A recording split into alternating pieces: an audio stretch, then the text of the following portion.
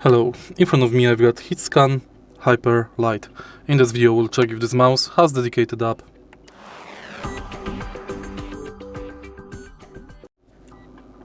In order to check it, let's go to HITSCAN website, and right here let's enter download. Go to HITSCAN Utility Software version, save,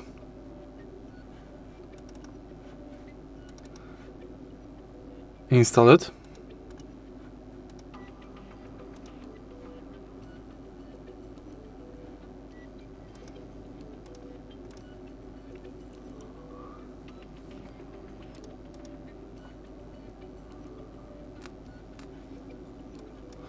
And as you can see, this mouse does have dedicated app. If you find this video helpful, please leave like, comment and subscribe.